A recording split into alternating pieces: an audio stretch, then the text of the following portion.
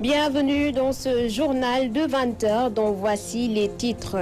Brassard rouge, slogan hostile, le village de Tchobé crie sa colère. Cette localité du Bawol manque de tout. Elle n'a ni électricité ni eau en quantité suffisante. Et puis à Louga, ce sont les chauffeurs de taxi qui abandonnent le volant pour investir la rue. La raison de leur colère, les nombreuses tracasseries policières. Ils exigent de la mairie qu'il rappelle à l'ordre ses agents. Et puis 7000 familles dans le calvaire à cause des lenteurs administratives et judiciaires. Les victimes du groupe ESCAC Afrique tapent du poing sur la table et interpellent le chef de l'État. Vous les entendrez dans ce journal. Fera également partie de ce journal une page sportive. Le développement de tout ceci, c'est tout de suite.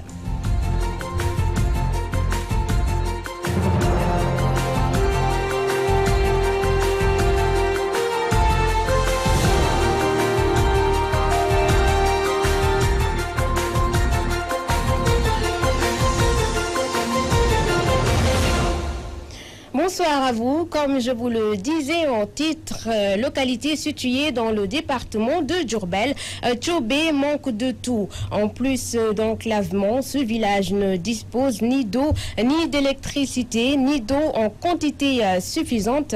Au cours d'un vaste rassemblement, les populations de Tchobé ont aussi dénoncé la quantité insuffisante de semences octroyées aux paysans de cette zone. Pour plus de détails, je vous prie de suivre ce reportage de Mamadou Matarsar.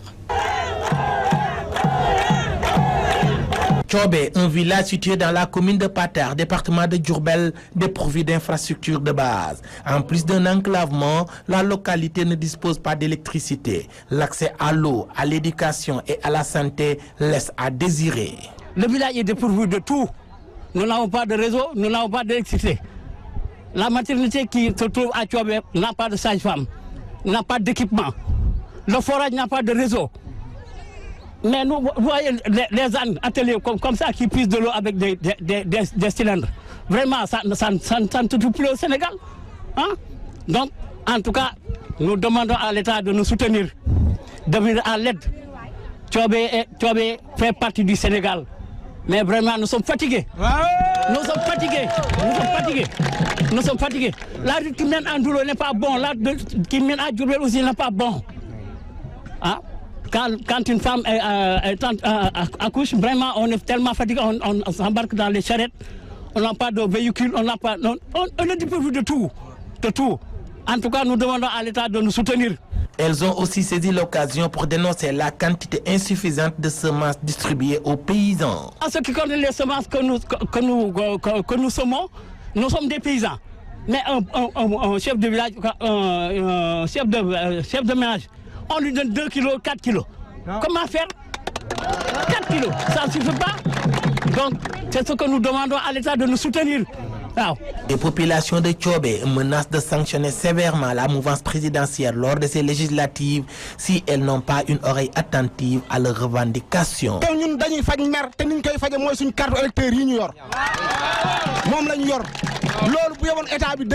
Touba Mbaké, Mamadou Matarsar pour la radio-télévision Walfadjri. Merci à vous, Mamadou Matarsar. Louga, marche de protestation des chauffeurs de taxi. Ils dénoncent les nombreuses tracasseries dont ils sont victimes et exigent l'arrêt des sabbats que leur imposent les agents de la municipalité. Galaï Layan porte leur parole. Il est au micro d'Omar Kairi. Élection, peut-être un sondage. Louga metti na Louga tarna. Ñepp ngi kaas ci tali. Tay ñu jog demb lañ commencé. Les élections s'approchent et nous constatons que les autorités sont en train de réhabiliter les routes parce que les sondages leur sont défavorables. C'est vraiment indigne. De toute façon, nous mettons en garde les autorités, surtout les agents de la perception municipale qui procèdent souvent à la mise sous sabot de nos voitures, sans aucune raison. Ils nous trouvent jusqu'à nos lieux de stationnement pour mettre sous sabot nos véhicules, qu'ils cherchent que nous n'allons plus l'accepter. Je voudrais également dire que nous ne nous retrouvons pas du gouvernement de Macky Sall. parce que ces derniers ne se préoccupent pas des chauffeurs de taxi. Et les permis à points en est une parfaite illustration. Qu'est-ce que nous constatons à Louga? Les chauffeurs, souvent victimes de tracasseries. On nous interdit de transporter des animaux. Quand vous transportez par exemple un mouton, on vous arrête pour transport irrégulier de bétail. C'est injuste. Que dire des bons de sortie qu'on nous impose? Le chauffeur de taxi est le propriétaire de son véhicule. Mais l'autorité lui dit qu'il doit obligatoirement avoir une autorisation de sortie s'il veut sortir de la ville et que le trajet est égal ou supérieur à 20 km. Comme si le conducteur de taxi n'est pas un Sénégalais. Je ne sais pas pourquoi on doit avoir obligatoirement une autorisation de sortie si l'on veut aller quelque part. Autorisation set mais man doo Sénégal mais man alal ji moom moo ko tey daw di daw fii ci Sénégal. Voilà, c'était donc Omar Kairé que nous remercions. Le collectif des victimes du groupe ESCAC Afrique dénonce la lenteur administrative et judiciaire dans l'octroi de leur terrain à usage d'habitation. Face à la presse, les membres de ce collectif ont sollicité l'intervention du chef de l'État pour mettre fin, disent-ils, au calvaire de 7000 Sénégalais, dont de nombreux retraités. Voici leur président Adrien Ramos qui est au micro de Théodore Semedo. On a subi un énorme préjudice. Nous sommes plus de 7000 victimes. Au bas mot, c'est au moins 30 000 familles qui sont dans le désarroi et qui ne savent pas à quel sens se vouer. SCAC Afrique, nous avons souscrit pour des terrains à SCAC Afrique depuis 2009. Eux, ils ont présenté, comment dirais-je, toute une campagne médiatique pour dire qu'ils peuvent offrir aux Sénégalais des terrains sans apport personnel, sans garantie et à des prix accessibles. Ce qui s'est passé depuis, les gens ont cotisé. Depuis 2009, on nous avait promis qu'après 2 ans, on aurait nos terrains. Et jusqu'à présent, on n'a aucun terrain. Ce qu'on ne comprend pas, pourquoi l'État a laissé faire jusqu'à présent. Et jusqu'à présent, les gens sont là dans le désarroi total et on ne voit pas nos terrains. Maintenant, ce point de presse, c'était surtout pour dénoncer ça et puis faire un appel à l'État. Parce que l'État a le droit de protéger ses citoyens. On s'est laissé abuser, mais l'État a laissé faire. Et là, donc, vraiment, on demande à l'État, vraiment, à la présidente de la République surtout, de s'impliquer et de nous trouver une solution. Pourquoi? Parce que l'argument majeur aujourd'hui de SCAC Afrique, c'est qu'ils disent qu'ils ont rempli toutes les formalités pour la régularisation de leur bail. Et ce dossier-là de bail est actuellement au niveau de la présidente de la République, c'est bloqué au niveau de la présidence, selon leur dire. Maintenant, comment se fait-il que depuis 2015 qu'ils ont déposé le dossier au niveau de la présidence, il n'y a pas eu de réaction de la présidence? Nous, ce qu'on veut, c'est qu'au moins la présidence puisse se prononcer sur ce dossier. Parce que l'État ne peut pas laisser 30 000 familles en rade comme ça. C'est un drame social, c'est une bombe sociale même, je dirais, qu'il faut désamorcer au plus vite.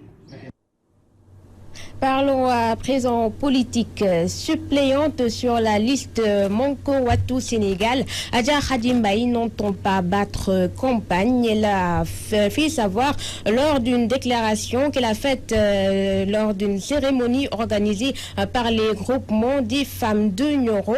La présidente de la fédération communale PDS de Nioro n'est pas du tout tendre avec son parti. Adja Khadimbaï est au micro d'Al Hassan Ba.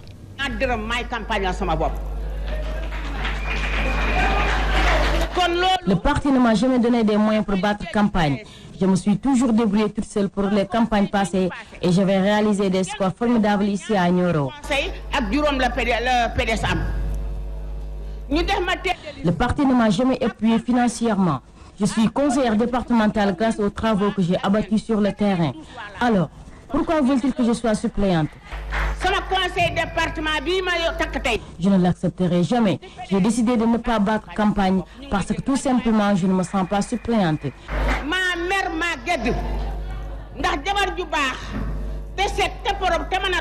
Je suis toujours dans le Parti démocratique sénégalais.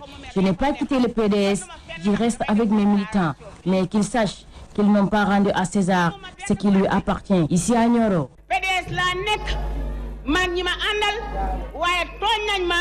campagne ma seen wote ndax man duma doon suroro kenn duma doon kenn ñu jël dima def suppléant ci département Nioro duma ko def. 8 jours après le drame de Demba Diop, tout Mbour pleure ses morts ce samedi au cours d'une marche silencieuse dans les artères de la ville. La manifestation a vu la participation de milliers de Mbourois, aussi des membres de la famille sportive. Seul bémol, ni l'État ni les dirigeants du football sénégalais n'ont été représentés. Thierno Daf.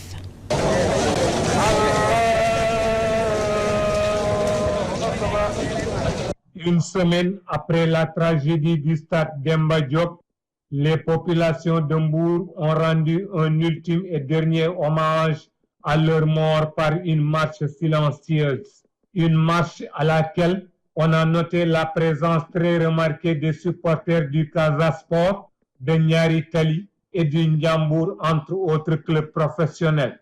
Seuls à ne pas avoir répondu à l'appel, les supporters de Ouakam étaient pourtant les absents les plus présents.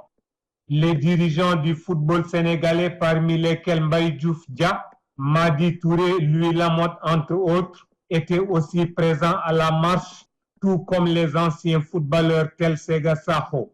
Tous de noir vêtus, avec des t-shirts sur lesquels on pouvait lire « Je suis Mbour » ou encore « Mbour est en deuil ».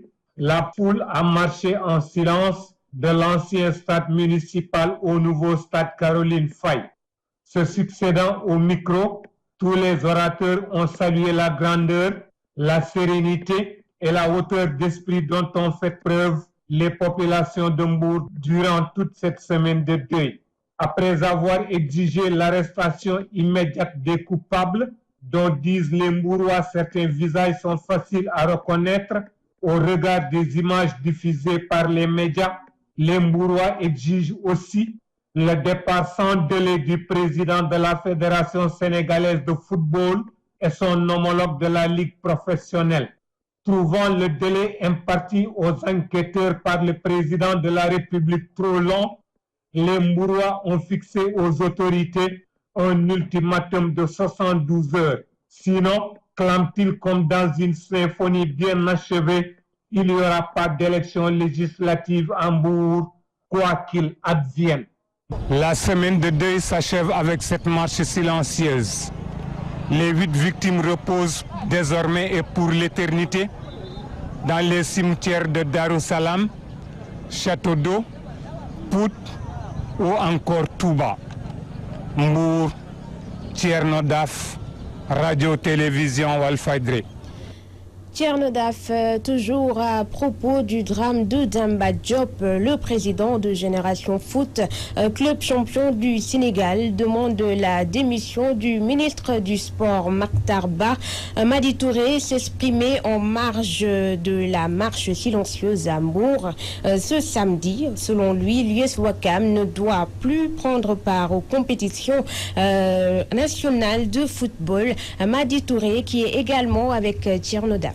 Président Madi Touré, on va dire inacceptable ou bien le qualificatif c'est quoi? Mais je pense qu'il y a un drame, c'est inacceptable. C'est qu'aujourd'hui, ce qui nous arrive, c'est pour un pays de paix, c'est dommage que ces genres de choses se reproduisent ici.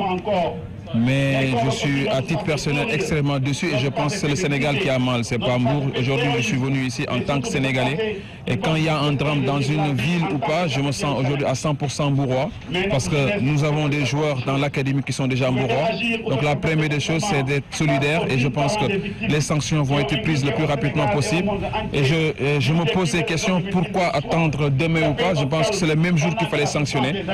Le Ouakam doit être radié du football parce que quand on fait de telles violences, on ne doit pas les accepter. À votre avis, hormis la radiation de Ouakam, la première décision qui concerne les dirigeants même de notre football, ça devrait être quoi? Ben, les dirigeants, quand on parlera de de l'ensemble. Je peux parler du ministre des Sports. Aujourd'hui, c'est inacceptable de ne pas avoir un membre de l'État parce que quand même, quand on voit en Europe, quand il y a 2 ou 3 blessés, le président de la République se déplace. Aujourd'hui, il y a 8 morts et que le président Macky n'est pas présent et c'est inacceptable. Donc déjà, c'est notre président, c'est Macky qui a été élu et je pense que c'est lui qui devait venir.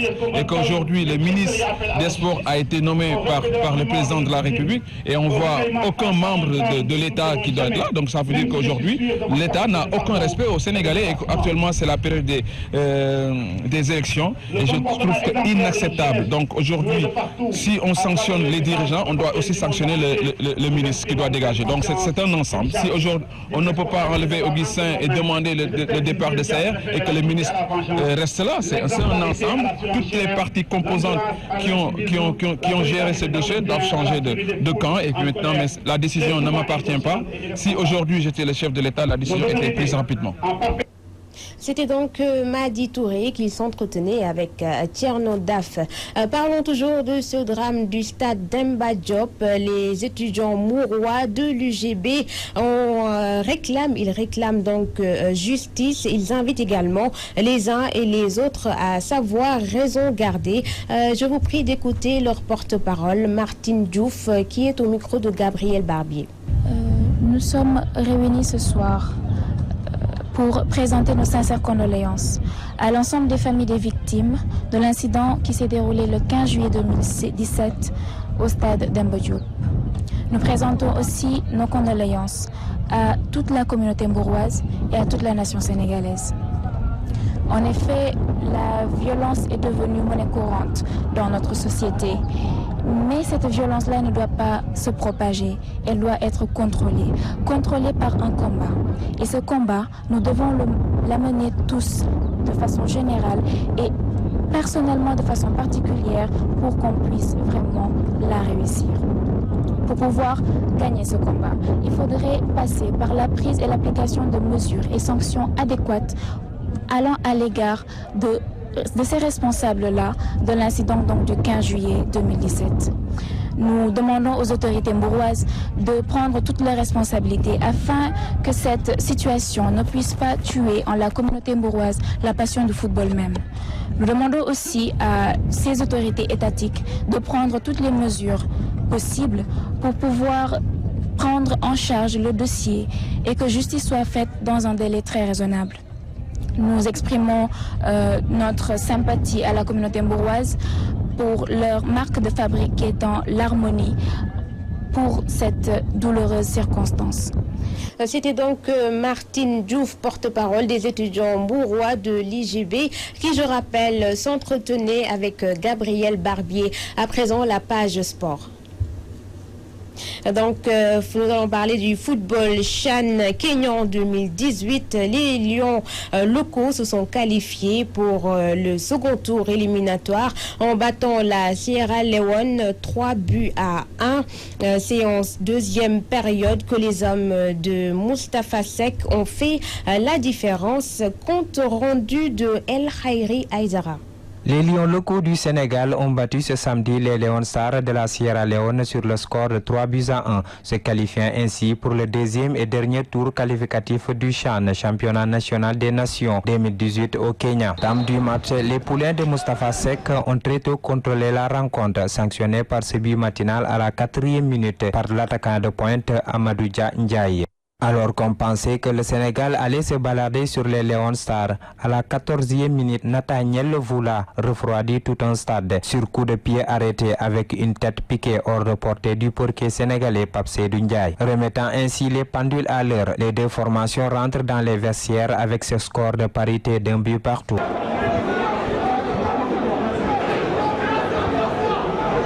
Au retour des vestiaires, le Sénégal passe à la vitesse supérieure sur un débordement du nouvel entrant Daouda Djemé sur le côté droit. Son centre retrait trouve Alassane Daouz qui marque sur un joli contrôle pivot sur lui-même à la 52e minute. Le virevoltant Daouda Djemé, dont son entrée a fait beaucoup de bien et a changé la physionomie du match, scelle le score sur une feinte de frappe et un enroulé du pied gauche juste après l'heure de jeu dépassée à la 64e minute. Moustapha Seck et ses hommes obtiennent ainsi le sésame pour le second tour de ces éliminatoires, comptant pour le CHAN Kenya 2018. En termes de statistiques à domicile dans ces éliminatoires du CHAN, en 7 rencontres, les Lions locaux ont concédé un seul nul contre le Mali en 2009. Sinon, tous les autres se sont soldés par une victoire. Après l'étape Sierra Leone, place à l'étape Guinée-Conakry, qui est une équipe d'un autre calibre.